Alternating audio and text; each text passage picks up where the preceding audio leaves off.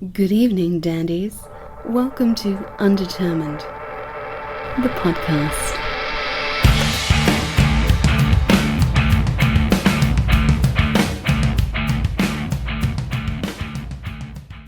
All right, guys. Kind of the version of going out without makeup, I guess. Yeah. Yeah. I didn't do my hair or anything. Right. How I didn't can put you? on my compression or anything. Dude, yeah, that's been rough. I need a haircut really bad. I'm not willing to storm the Capitol over it, but With a pair of clippers instead of a gun. Right. Yeah. All right, so we are talking to. Do you want to introduce yourself, or do you want us to introduce you, or how do you want to do it? I'll do it, I guess. Okay. Hey, this is Josh Newton. I play guitar in Shiner, and I'm going to talk about stuff. Yay. We were so, man, John and I were like, is he going to talk about stuff? And we're just like, I don't know. I mean, none of it pertains to anything people care about, but I'm just going to riff. Excellent. Well, that's kind of our deal. That's what we do. We just go off on tangents, and That's actually more true than not. I don't know if you guys heard the third gear scratch that I did with Alan, but I felt like you were basically just getting to listen to us on the phone. It was kind of weird. yeah. Yeah. Same thing with his interview with Jason Blackmore. It was kind of just like they just shot the shit about how life was for the first 15 minutes before they got to anything. It was kind of fun. Yeah. Well, and that's kind of what we do. I mean, we don't really. I kind of cringe at the idea of an interview per se. I just like to, just consider it like an online hang. Yeah. And by the way, I gotta say, some other people say I was talking to Conan Neutron earlier today. He says nice. hello. Good guy. Yeah. He was excited about all of this. Yeah. Yeah. He's a good dude, and he can talk. Yeah. He can, and he can laugh. I mean that as a compliment, but Right. Yeah, we were going to play with them in San Francisco, but who knows? We'll see. Yeah. So much of that shit's up in the air. It's hard to say. But yeah, it's kind of funny how it all kind of came around to this. It was like, man, we have so many connections with so many people who, fans of Shiner, played with Shiner. And I gotta say, man, Shiner really, just limiting to that in your career is, that's selling you short for sure. That is, yeah. Yeah, you got a huge resume. But we do have to talk about the fact that you dropped a phenomenal ass album today that I've been listening to, and Schadenfreude, it's so good. I appreciate it. Yeah, I've really been digging it. It was weird because there was times when I was like, this isn't going to happen. We're never going to finish these songs. But we did. Yeah, it was cool. And then when it does, like, what's going on? Well, that's just typical us. Right. Figured we'd ruin it for everyone. Right. Billy Smith also says hi, by the way. He was actually the first person I met in Kansas City, or from Kansas City, or out of everybody. We Glaze Baby, my first band that really toured. We played with Dirt Nap in Springfield when they were all in college still. Mm-hmm. Yeah, so he was the one that kind of introduced me sort of to the Kansas City people. It was pretty cool. Yeah. And Dirt Nap were so great. Yeah. Yeah, because you're originally from like the East Coast, right? Yeah, I'm from around between Boston and Providence. Right. It's like 10 miles apart, but that's where I'm from. Yeah. Yeah. When did you come into the Midwest? I had been through Kansas City a bunch, and by then Season to Risk and Glaze Baby were on the same label. Mm-hmm. And I think I may have been the Glaze Baby, Shiner, and Season to Risk were all playing shows together. And Paul told me in Atlanta that Shiner asked him to play bass. Mm-hmm. And he's like, what do you think? And I was like, I think you should do it. Yeah. So he joined Shiner, and then Shiner, Season to Risk finishes out there with Paul. They need someone to come in and play bass. And they were like, why don't you just do it? You're going to move here anyway. Because we'd been through so many times. Mm-hmm. It just kind of felt like this weird party town, like, I don't know. Yeah. It kind of felt like a weird musician Shangri-La because it was so insanely cheap and you could get a crappy job and still go on tour a lot. Right. So I was like, fuck it, I'm going there, Yeah. And there wasn't really a scene per se where I lived in Massachusetts. I lived in Boston for a bunch of years, and I didn't really know anybody, and I didn't care. So it wasn't like a big thing to leave. Yeah. I just got into a van and drove away. Yeah. So when did you start playing music then? And when does that come into the timeline? Like did you start playing a guitar and you're growing up there? Yeah, I started playing guitar when I was like 11 or so, but I didn't really play. I didn't practice. I just liked holding the guitar and listening to music, basically. Sounds like me now. It took a while. You Yeah. know? And then I was really into skateboarding. I wasn't good, at skateboarding at all. It was just fun. And Yeah. Every skateboard kid has dreams of being a pro skater, and I realized that was never, ever, ever going to happen. Right. So I kind of just started playing guitar and music more and trying to form bands with my friends. And I just didn't really stop. Yeah. Weirdly. And then when I was like 15, 16, started doing bands that were playing out and things like that. Still, not much of a guitar player, but it was fun. Yeah. So no like formal training or anything like that. You just kind of picked it all up by ear. I went to like 3 or 4 lessons, and the guy would just solo shred the whole time. Yeah. And it was really watch me. Yeah, pretty much. I was like paying for a personal concert, and this guy I didn't care. Yeah. But he tried to teach me the fundamentals, but I just didn't. If he had just shown me the power chord and said go, I would have been fine. Yeah. Yeah. Help me make a sound with this that sounds good. Yeah. There's a big difference I find with like being able to do something well and then being able to teach it. Yes. Those are 2 totally different skills. I feel like I would be not that I think I play guitar well, but I know I'm an awful teacher. Yeah. I'm extremely bad. I'm impatient. I explain myself poorly. That's not my calling by any means. Whereas Alan, he can convey himself really well, but he also knows a ton of theory because his parents were, musically involved and all that stuff. So with his dad actually being a professor of music. Oh, wow. Yeah. So they know how to teach. It's in their blood. Mm-hmm. Yeah. It's a difficult thing to do. It's a difficult thing to teach anything, really. And, you think that you've got it or that if you know how to do something well, you think that, well, I can convey this shit. But then you realize totally. that people Right. learn in totally different ways. Well, apparently Todd from the Toadies is an incredible teacher. Yeah. We've talked to 2 members or former members of the Toadies. They joined the band not knowing how to play their instrument, and he taught them. Really? Yeah. Yep. That's funny. That's kind of amazing. It's a pretty good idea because then they'll play everything the way you want them to play it. Right. So it's kind of like cloning yourself. Yeah. Yeah, how often do you get to a platinum selling record teaching half the band to play? Yeah, seriously. Right. They don't know how at all. But man, you've picked up something. I mean, you've also, Christ, man, it's so hard to wrap my mind around the timeline for everybody that you've played with and played for and tech for. Yeah, I've been pretty busy. Try to, just staying busy. Yeah, because when we first looked at this, we're like, okay, cool. Josh from Shiners, because we're Midwestern guys. I'm from mid Missouri, and Matt's in KC now. Yeah. And Shiners just, you follow that few degrees of separation. Shiners just about on everybody's list of, Yeah.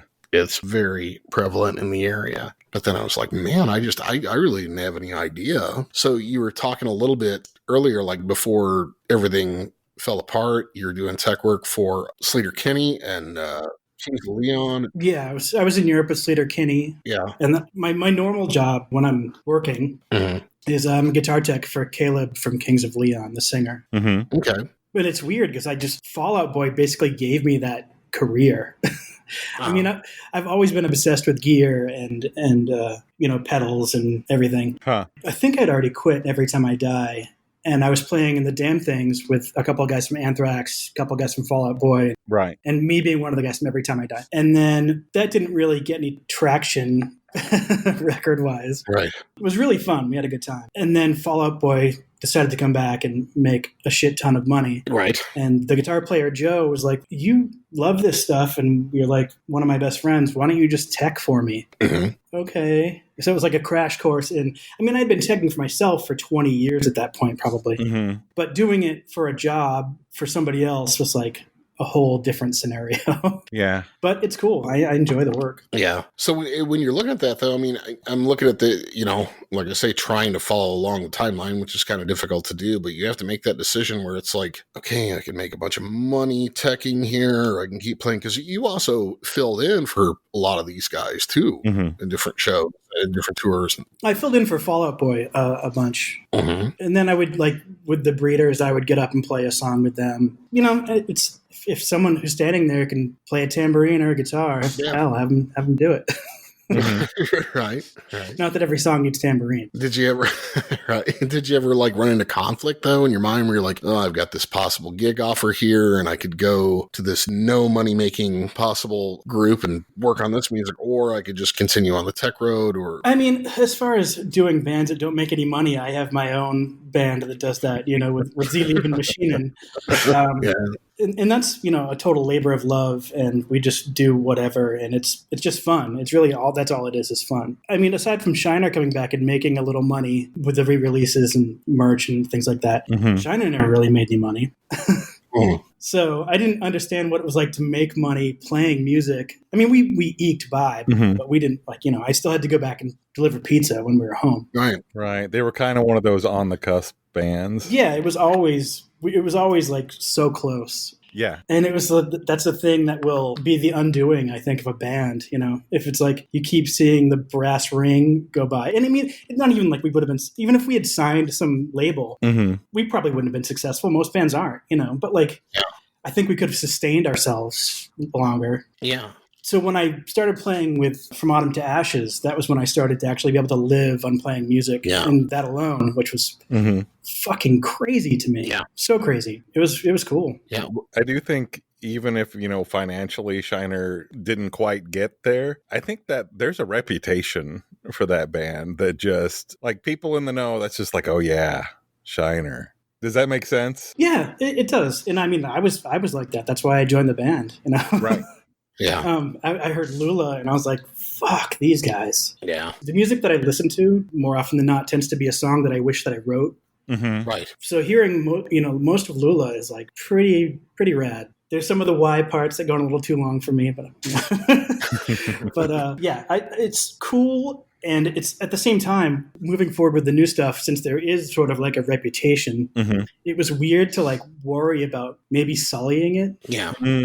But then at the same time being like, well, fuck it. This is what we're doing now. We like these songs and tough shit. Right. I mean, there's always going to be people that are like, not as good as Splay, you know, or whatever. Right. Yeah, fuck those guys. Yeah. I mean, you know, it's a valid opinion. That's fine.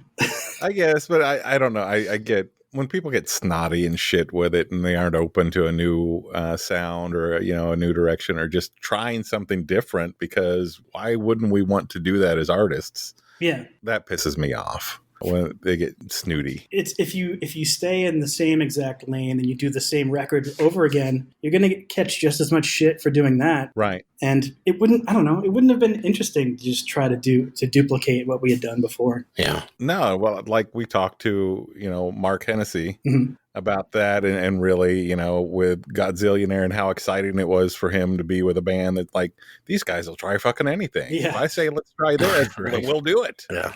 And how that was like such a huge deal for him. And man, has it paid off. Yeah. Yeah, that's another show I'm bummed about we're not being able to do now is with those guys. Oh, yeah. Damn it. Yeah. Hopefully something will come around and that gets to happen. Yeah, I mean, it's going to get back to some sense of normalcy. Who knows what? Oh, it has to. Hopefully we can stand in a room together at some point. Yeah.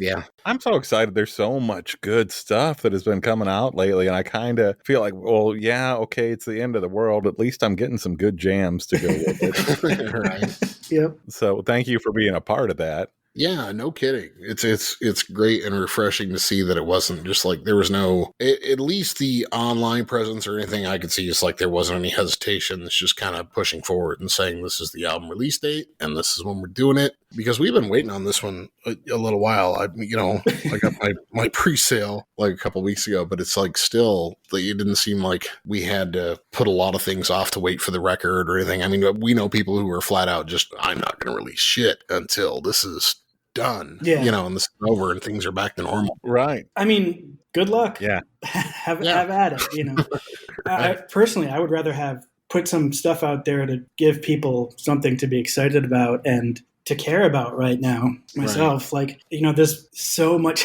it's fun. It's a fun way to learn how much time there is in the day being stuck home all day. Right. Sure. Call of Duty and weed can only take care of so much. So. Right. Yep. Although I Yep. have been spending a ton of time doing that. So. Right. Getting good at it. There you go. So it's a new skill. That's right. He quit the band to go be a professional Call of Duty player. Right. I think that's quite a calling. Shit, kids are making money doing that now. No It's shit. amazing. Get on Twitch. Yeah, people on Twitch are making a ton of money. Yeah. It blows my mind because I can't stand to watch other people playing video games. That just sounds like the worst thing to me ever. So, like, the concept, like, that is one I would have never come up with. Mhm. An idea. Let's have a format where all you do is watch other people play video games. Yeah, it's pretty strange. And I'm not above a walkthrough, man. Like if I'm stuck on a level on Doom or something, it's like, how the fuck do I get past that? Oh, no, I've definitely done that. Yeah. Yeah, absolutely. But just to sit there and just watch, like my kid will just watch other people play video games for hours on hours on end. I was like, do you even have that game? No. Looks like a cool one to me. This That's guy's pretty neat. Awesome. Yeah. Yeah. And it's, the 40-year-old guy with pretending like he's 12 or Jesus. My favorite thing is the kind of YouTube, hey, what's up, guys? Oh, yeah. Click like and subscribe and all that stuff. And they're so excited. I love it. It sells. Yeah. Yeah. We're not good at marketing ourselves online. I hate it. Trying to sell myself is the worst thing. I get super embarrassed and self-conscious, and it's just, I hate it. I absolutely hate it. I've almost lost jobs because of it, like on interviews, like phone call interviews, where I'm like, yeah, I don't know. I just go and I set up the gear and tune the guitars, and so pay me. Right. Yeah. So how did you get the Kings of Leon gig? I was referred from the drum tech who used to be the drum tech for Paramore. I see. Okay. And Paramore toured with Fall Out Boy. Mm-hmm. Got it. It's basically who you know, kind of, Right. Yeah. Almost always. Because it's easy, you're going to like live with these people that you work with in a bus. Yeah. You're going to spend, 20 hours a day together, 18 hours a day together. And the show is only so long. So it's better to have someone that's not a shithead for the rest of the time when you're not working. Right. So is it just as dysfunctional as it looks like it is with the family? No. They've all mellowed Or out. do you have like a disclaimer where you can't say shit on that? And I do, but Yep. I will say they've all mellowed out. right. Yeah, everyone has families now, and it's a really cool, relaxed vibe. We're both big KOL fans. Oh, really? Cool. Yeah, absolutely. For a minute there, actually, I thought I might have known those guys just because my dad was a pastor also, and like in the kind of biscuit circuit around the South, and he knew another pastor named Leon, and he had a kid named Caleb. And I was like, oh my God, but I'm guessing Follow Will's the real name. Yep. So there wasn't a change there. So there was a different last name, but it just, that story was always fascinating to me, how those guys just like weren't allowed to be exposed to like rock and roll and kind of how it evolved their sound, that they just couldn't listen to that shit when they were growing up, and then had to, kind of make it up as they went along. And then they went nuts listening to like everything. It seems like, Yeah, it's weird, kind of a culty, kind of locked in a closet, and then you come out and you're exposed to this world that was never there. And then to be able to turn that into some of the albums that they have is just, it's fucking incredible.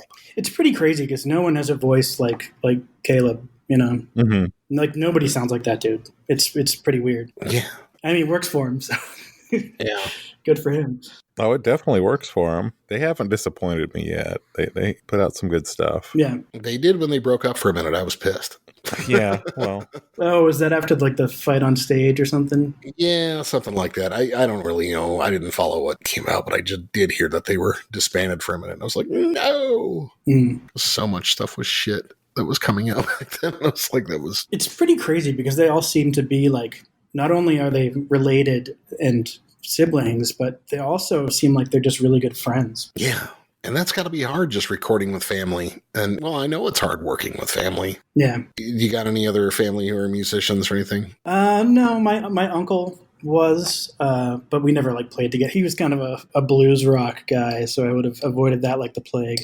Did he play guitar? He was a drummer. A drummer. Yeah. So you didn't get bit by that bug. He wasn't a big. I did, actually. That was the first thing I tried. Oh, And it was expensive. There was a lot to set up, and I was fucking awful. yeah. And I've kept up that with the drums. I'm still incredibly terrible. Yeah. Consistency is important. Yep. I'm just going to maintain the level of being garbage at drums. Yeah. It's loud. If I could play drums, I don't know if I would ever play guitar again. Because it's just, that's the instrument I would love to be able to play. Oh, really? That's interesting. It's interesting how just some things really click for some people and not for others. Like I brought it up on several episodes. My kid's learning to play the drums, and I just look on in amazement because it's so easy for him to pick up. It's just like he's already doing stuff that I'm like, I'm lost. How are you doing?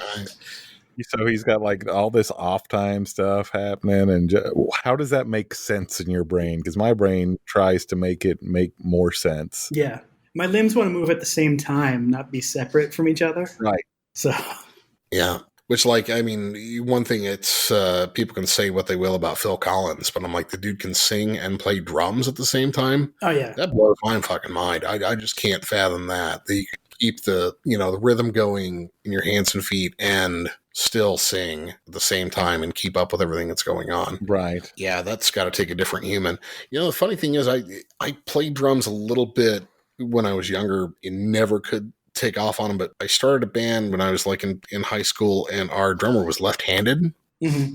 And once I got behind the kit when it was left-handed, so it was set up like backwards for you. Yeah, and I'm a right-handed person anyway. Mm-hmm.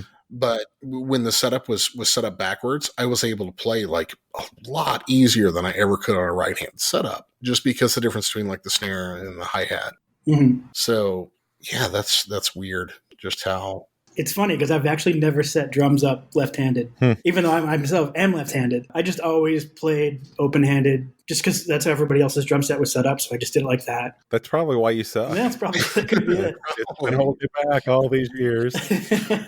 It definitely makes a difference, like where your mind is going with the hands. I mean, so I'm assuming you play guitar left-handed then as well. I do, yeah. Yeah. So do you take like a right hand guitar and set it up that way, or do you like get lefties now? No, I only have lefties. I tried the Hendrix thing, when I first started playing, but all the knobs were in the way, and Oh yeah, think about that, huh? I can kind of play upside down though, because I've never worked for a left-handed person as a guitar tech. Oh. So you kind of have to learn to. Oh yeah. I can also play an E chord right-handed too. So. I never thought about that, but yeah, that would make a difference. Like if you're a lefty doing tech for a righty. Yeah, it would be weird, I guess. If it's the only thing I've known, so it's like not that big of a deal to me anymore. Mm-hmm. So you kind of forced your hand into Yep. playing both ways. Wow. Still, they've got to give you some like ambidextry credit for that. What was the tryout like in that regard? I mean, did they make you play a lot in a tryout, or is it just like for teching? Hey, yeah, for teching. No, I actually know a bunch of techs that don't play at all. Really? Yeah, which is insane to me. It makes no sense. How does that work? I don't know. I know a few drum techs that literally can't play a beat. Like I might be better than them at drums. Huh. Which blows my mind. Well, I've got a calling, man. Yeah, I don't understand it. It's if you can tune a drum well. Yeah. I guess that's kind of more important. I don't know. Yeah, it's interesting. Huh.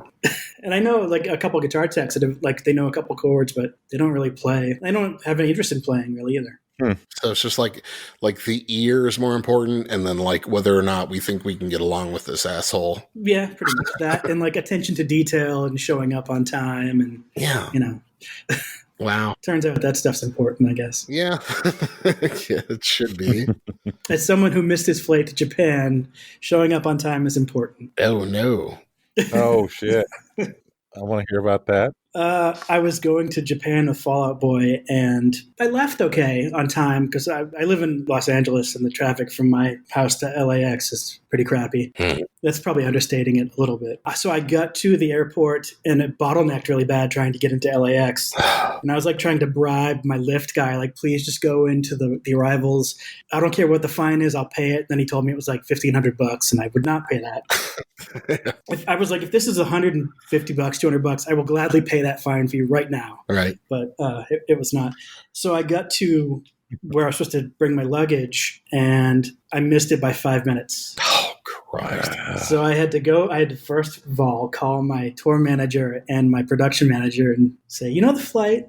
Well, I'm not going to be on it. Oh, God. Then I went home and I flew back out the next day. So I flew to Japan by myself, got to the venue at changeover, and did the show. Shit. Wow. What an asshole. I felt like the biggest dick. So that was that early on too? No, it wasn't. They had known me for years. But I think it helped me because they'd known me for years, and they knew that I wasn't like that guy. Right. Yeah. I would say they probably would have shit canned you. Right. If that had happened early on, that might have been like, we're done. Well, if that happened with any time with Kings Leon, I'd probably be gone, especially at first. Yeah. Before anybody knows you, and they're like, is this dude just a fuck up? Like, what's the deal? Right.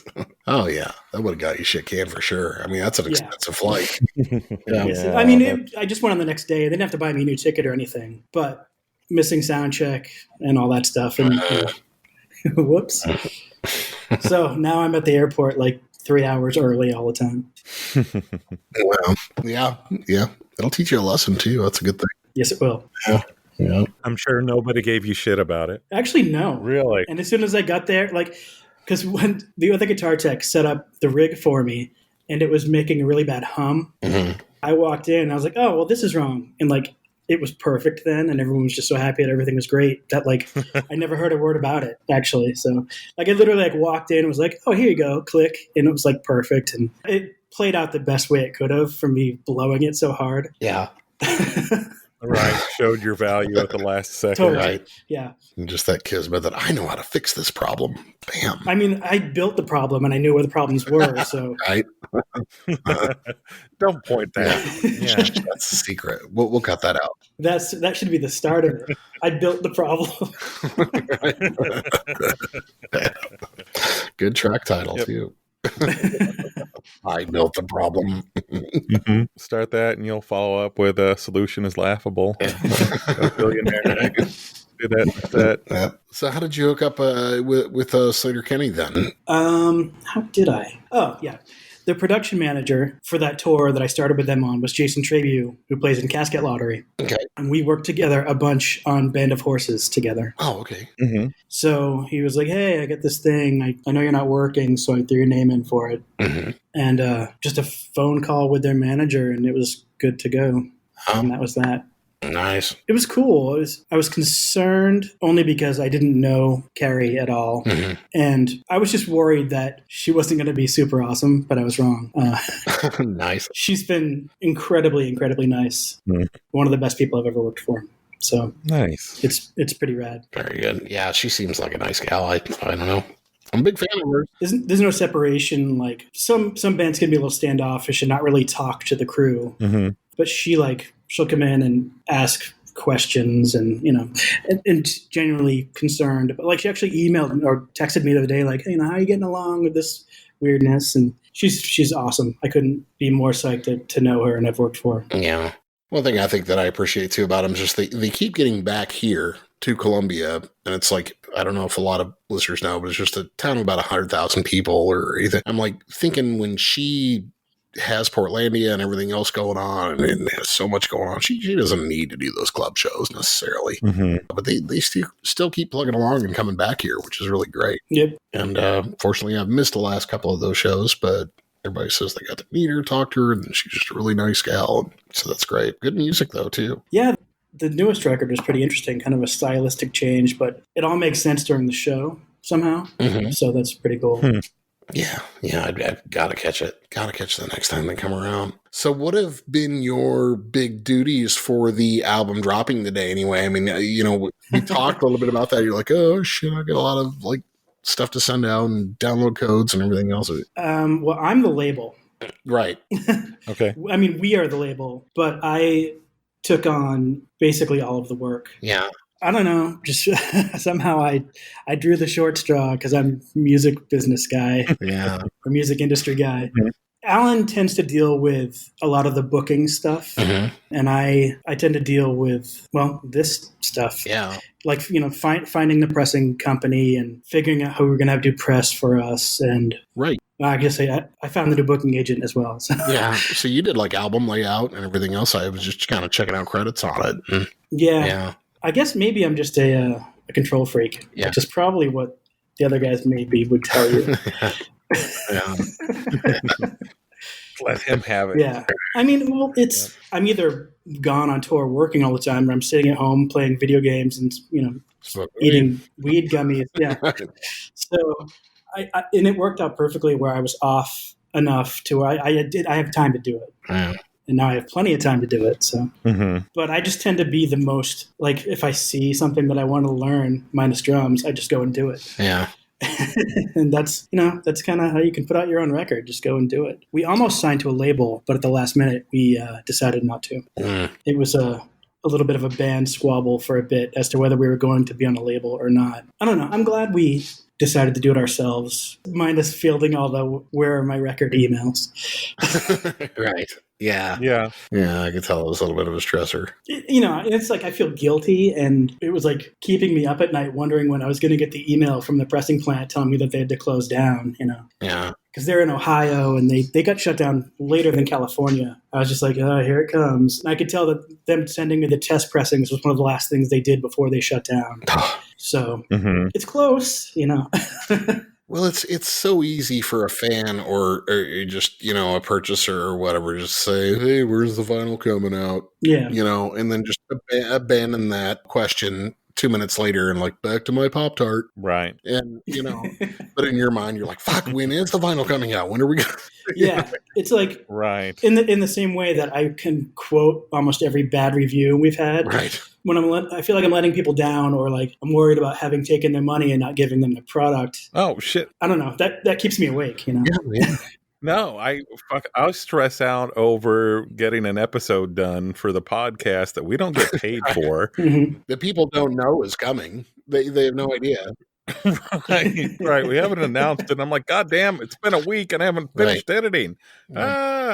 And I'm stressing out over it. My wife's like, why are you worried about this? And I don't know. But I do. And then you release it and they're like, oh, right on. But yeah, overwhelmingly, like our responses, people are really, pleased with it and happy with it and everything else. But it's like, yeah, we've had like one or two hater weirdos. But the thing is, I know their names. Yeah. What was like everybody who on Facebook who like shared the Shiner stuff, I see everybody that shared it. Right. So I can see when some guy's like, it's okay. There's a couple stinkers. And like, now I know that dude's name. Right. It's floating in the back of your mind, Yeah, like exactly. All the time. It's like there's been nothing for them. I've seen two people be like, meh, and not even really negative, but like, it's like, God damn it. And it's like, right. I wish I could just let that shit go. But like, we got destroyed on Pitchfork. Oh, really? I think it was when Starless came out. This one guy just decimated us in a review. And it was so, I took it personally, but what he was saying was it somehow seemed super personal to me. And I still remember that dude's name. Yeah. And that was in 99. Oh, Jesus. Yeah. Yeah, you might gotta let that go. I don't know. Yeah. Right. Send his name to us like off the record. Oh no, his name is Chris Ott. Okay. Chris Ott. Yeah. He ended up writing a book about Joy Division, but he got basically sent to the gulag from Pitchfork. Like he's never they got rid of everything he ever wrote. For being a dick. Yeah, ultimately. They like every review he's done is just gone. You can find it in the Wayback Machine as I did, but right. You haven't forgotten his name. You're giving him life. Nope. You're giving him life now. Yeah. It's like holding on to a breakup letter. It really is. And rereading it. Right. Yeah. Oh, he was so right about me.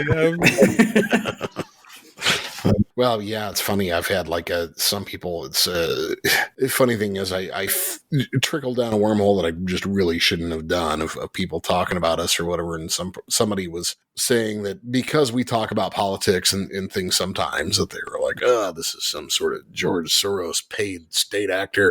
No, fuck that. I was like, Jesus Christ, we don't even have sponsors. We're like, we're trying to avoid them for this very reason. So people, can't think that we're trying to get guests based on their MyPillow rating or their connection to, some sort of product that we're trying to put out. We're intentionally not doing that, but somehow we're still getting paid by the liberal underground machine.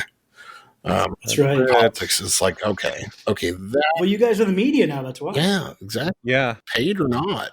Yeah. Media. It's nice. I mean, that's the thing we go kind of back and forth with on sponsorship. It's like, it'd be nice to be able to get some, I think we're just going to do like a virtual tip jar. That's what we're going to do on the website eventually. Just be like, look, if you like it, just throw a couple bucks our way and help us on some expenses and shit. But we're not going to, next thing you know, we're just going to be sponsored by. There's an awful podcast that I listen to, and he has ads, and I have no idea how he has. I mean, I know how he has ads. It's because of who he used to be. It's crazy that I don't know anything about, like, how much traction do you need before you start getting ads or things like that? From what I hear, it's kind of all over the place. Yeah.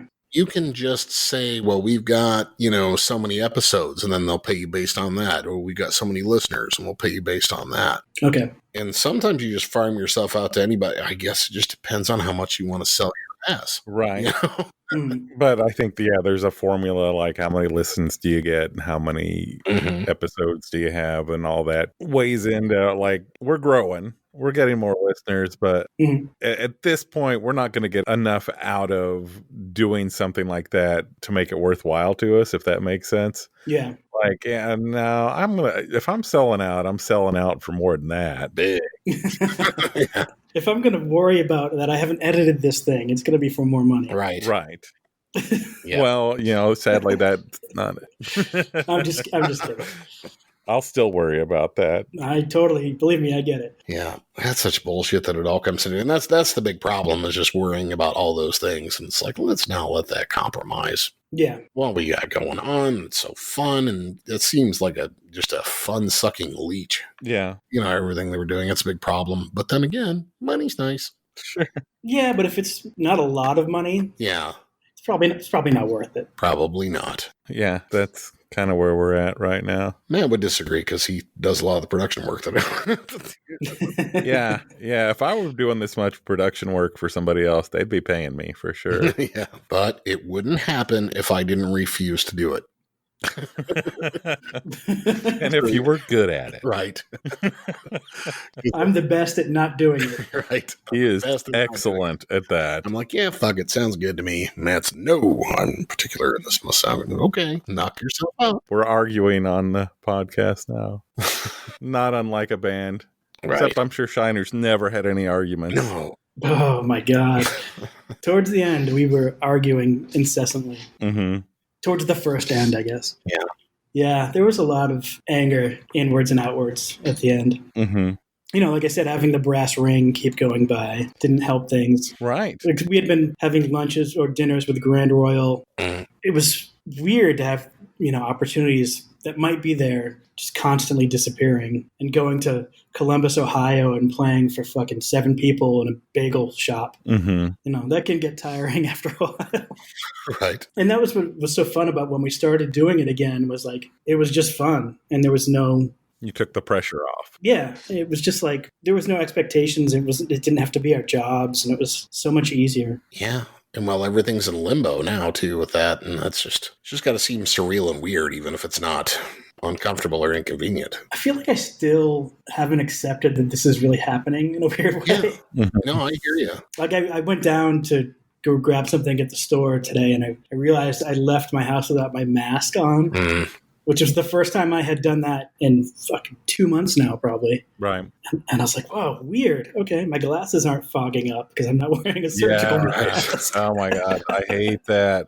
My wife was telling me she looked it up, and if you wash your glasses with soap, dish soap, like that, there's something in the dish soap that'll keep it from fogging. It works. Okay, Good to know. I did it the other day. It works. You just got to make sure that like when you wash them and then you towel them dry with like a soft like t-shirt or something, and then don't touch the lenses again with the oils on your fingers. Yep. Because that's what attracts, which you should wash your glasses every once in a while because it's just gross. Yeah. They get disgusting. But yeah, you wash it, you just kind of t-shirt dry right before you go out. And I guess I only went out for about an hour, but I've run the same sort of errand before and they fogged up a lot worse. I didn't get any fog at all. So yeah, that works. It's good to know. Yeah, I'm going to have to do that. No, but I know what you mean. Like, there's this surrealness to it that it's hard to place, I think, for a lot of us. Yeah. Like, I compare it, like, when I was a kid, I went through a tornado. And I remember that really weird feeling, like, right after the tornado passed and looking around and just kind of thinking, this can't really be real. Like, this has got to be some really fucked up dream. Right.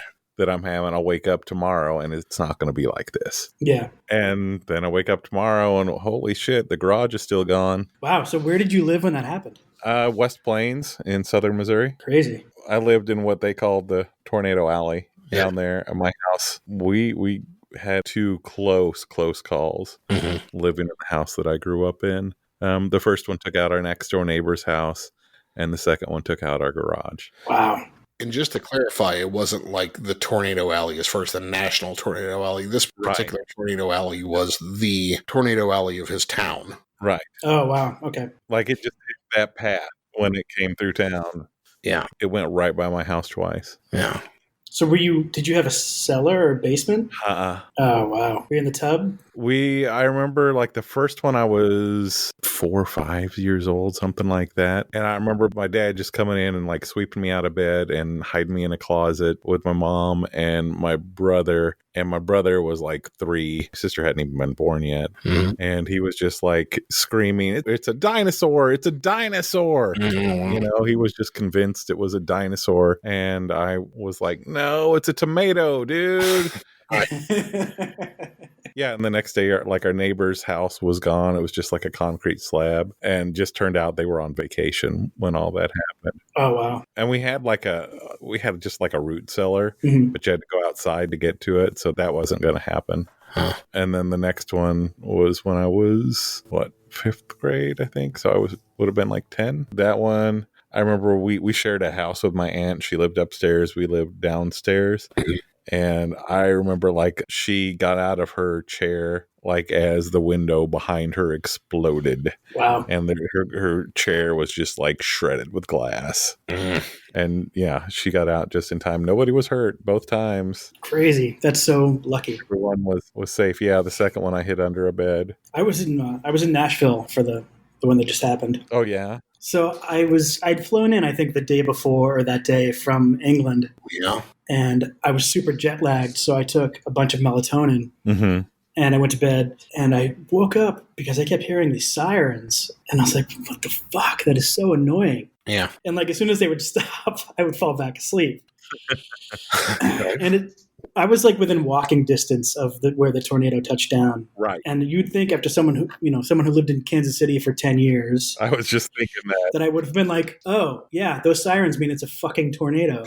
Right. But I just they went off 3 times and I was like, finally, I can get some sleep. It was like the weirdest thing. And then I looked at my phone at like 5 a.m. and then there was like a bunch of, are you okay? And I was like, wait, what? So yeah, I slept through it. Yeah, I've done that with and it's not a brag. I don't condone this, but you ever been like in a hotel or like a office that actually did catch on fire and the alarm went off and you're just like, oh, son of a bitch, let me get my shit, and you kind of lollygag and take your time getting ready and just annoyed with the inconvenience of it all. Right? Don't give a shit that the building's on fire. And in the back of your mind, you're just thinking it was somebody smoking a foil. Yeah. You usually assume it was some idiot pulling an alarm. Yeah. Did you walk outside and be like, oh shit, it actually is on fire? Yeah. Oh, wow. Huh. I don't know, and I'd have hurried a little more. Yeah, that's exactly how I would be. I mean, my alarm has gone off in this building a few times where I live now, and I've been like, it's fine. Right. Didn't even leave. Your first thought, it's like when you hear your car alarm, you're not thinking someone's breaking into my car. You're thinking, oh, the wind hit the car. God damn it. Yeah. Where's the remote? I'm not even going to bother looking. Just click it off. Yeah. Occam's razor, though. She's usually right. But, it's also just about getting tired and getting old. It's like, especially with tornado sirens, like living in central Missouri, it's just they go off all the fucking time. Yeah. Sometimes I think, it's 3:00 in the morning, the thing's going off. It's like, yeah. Well, these, even if they're a big one, they got like a mile wide swath that they're going to hit. So the chances of that really being my house, man, I'm tired. There's a lot of miles that aren't my mile. Yeah. Right. It's like, now I'm curious, is there like any like emergency protocol for like the big bands? Like if this shit goes down at a concert? Well, they tend to stop them if there's lightning. Especially at the shed kind of venues. They evacuate them or they bring everyone in from the grass and pretty much everything shuts down on stage. So that's kind of it. I was going to say there's more protocols now with, with terrorist stuff. And right. And that's kind of what I was wondering too.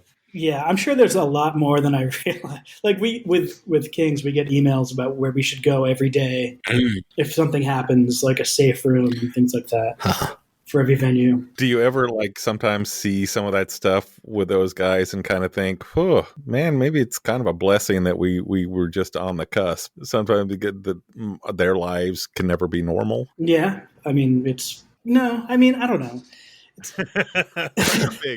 That's a big statement. Yeah. It's still, no, I'd have still made it. I'd have still gone with that. I mean, like, I don't know. I can't even imagine. I'm so used to living so hand to mouth. I can't imagine to be right what it's like to be well off, Yeah, no shit. I mean, who wouldn't mind that, I guess, Yeah. Oh, fine. I'll take millions of dollars. For sure. Sure. I think most of us would. We'll take a chance. See how that plays out. You have a wealth of talent and stories, and that's worth quite a bit too. It's true. My story is worth pennies. Getting it going in my book. That's exactly how much we're going to pay you for coming on, too. From your My Pillow sponsorship. I'll send you a t-shirt. A My Pillow t-shirt or one of yours? No, we I designed a t-shirt. It's one of the first things we did. Yeah. Cool. I'm pro merch. Cool.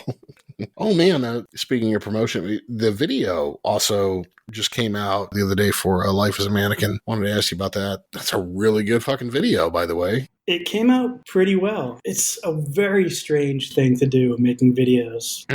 Like, all right, now go over there and act like you're playing. And then you're going to do it 30 more times. Right. By the time we were done with that video that night, I was like, I never want to hear this song ever again. Right. But it was cool. I mean, we've obviously known Toby, the director, forever. Since he was in Molly Maguire with Jason and Gunfighter with Jason. I'd watched his movie on YouTube. He's got a movie called Headless. I'm kind of a horror movie nut. Yeah. And I was just like, if I ever get the opportunity, I was thinking I might do a video with him for the other band, for SLM.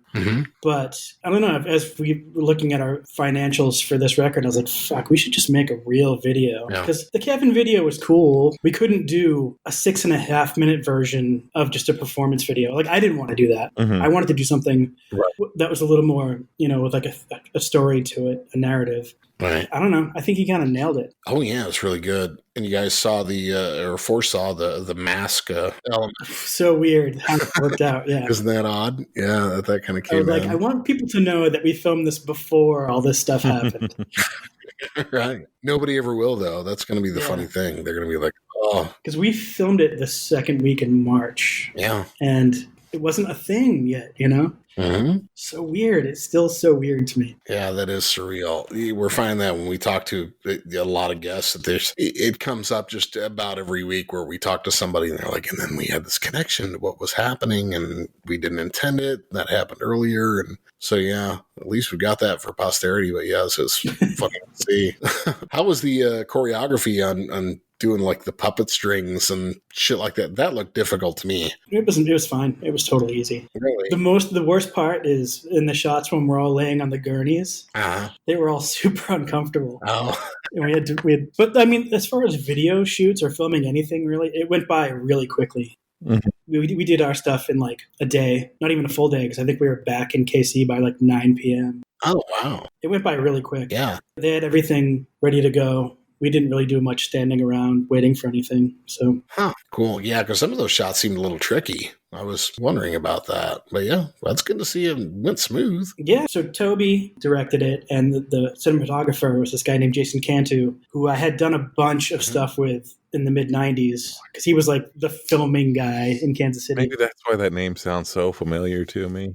Yeah. I had this band called Iron Right Mangle, and we filmed a bunch of shit with him. Uh-huh. And I think he may have filmed some Season to Risk stuff at some point too. But yeah, he was like the dude to go to, and he's still doing it. I guess we're all still doing it. we're all still doing the stuff we did. But yeah, I couldn't really be happier. That's awesome. Yeah. It's a great video. Yep. Highly recommend it. And great album, man. I really enjoyed it. I appreciate that. What do you think your next live show might be that is feasible?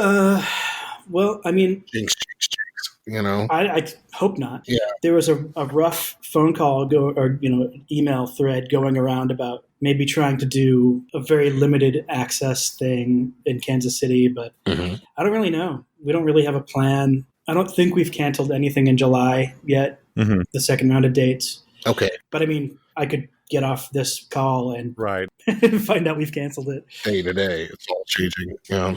I'm kind of surprised they haven't extended anything here. There was talk, it's looking like we're about to hit round 2, and they're not shutting down stuff or keeping things shut down. They're not extending it thus far, which I'm a little surprised, but I know there's got to be a lot of pressure. Yeah. Oh, yeah. Where do you go? Things are falling apart. But I just hope they're not right when, people say things like, well, we won this the same way we won Vietnam. Right. Which is, we just gave up and decided it cost too much money. Right. And we're not going to do it anymore, and then pretend like we won because America. Because that's what we do. Yeah. Yeah. Yeah. I mean, no matter what, you look through history, it's like war fatigue. No matter what kind of war we're fighting, whether it's a war on drugs, whether it's a war on people, a war on viruses, anything else we do, it gets to a point where it becomes too expensive or too costly in lives or money or anything else. And we say, okay, that's over. Yeah. We need to get back to doing something else. And, in some ways, maybe we do. Yeah, I just don't know to what extent. I would hate to have anyone get sick because they came to see us play, Right. Now that's an email I wouldn't forget. Right. Yeah. Yeah. You killed 15 people. Yep. Nice work, Sad Dad Rock. Right. Yep. I think we'll probably get back to shows like we would play. It's like anytime I saw like shows won't be more than 200 capacity, I'm like, fuck, we're all set then. We can go play. Let's go. It's like with the other bands I work for, and 15,000 people show up. It's right. That's a little different. I think that's going to take a little longer to figure out. That can be, yeah. Right. What is the biggest show you've played? That I've personally played, I filled in on guitar with Fall Out Boy for 75 or 80,000 people. Holy shit. How'd that feel? It was the Houston Rodeo, which is crazy in itself because the stage spins around the whole time. Oh, wow. And they pull it out with like landscaping equipment or tractors or something. And you don't see the people really because they're not allowed to come onto the dirt area. Right. So they're all still in the stands, and you're in the middle of this arena just spinning around. It's very strange. Wow. It was cool, and then when I was in From Autumn to Ashes, we were the first band on the main stage at Reading and Leeds. And that was like watching, did you ever see that movie 28 Days Later? Yeah. Where the zombies can run. It was kind of like that. Right. They opened the gates, and we were the first band, and 40,000 people come running at the stage to try to get there first. It was pretty crazy. You want to say slow down? Yeah, no running. Yeah, no running. But it just becomes like a thing where the more there are, it's kind of like the less there are. Like you can see individual people less because it just becomes a sea of people. Right.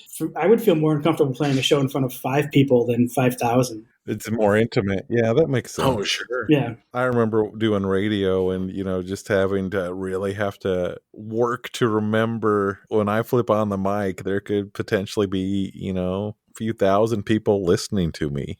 Yeah. And that was really weird. It's totally weird. Because I'm sitting alone in a room playing music. Yeah. But you don't have to see them. That's the difference. I did a radio station. I did a radio show for a minute, and I really bummed out the programmers because I tried to make it into a call-in talk show. Uh-huh. And it was on College Station, and they were just not psyched. I wanted to do like a kind of Howard, not Howard Stern kind of thing, but just kind of get into it with some people, But I guess I had to play, Primus or whatever. Well, because we don't have any money, we can't afford to play any music on the podcast.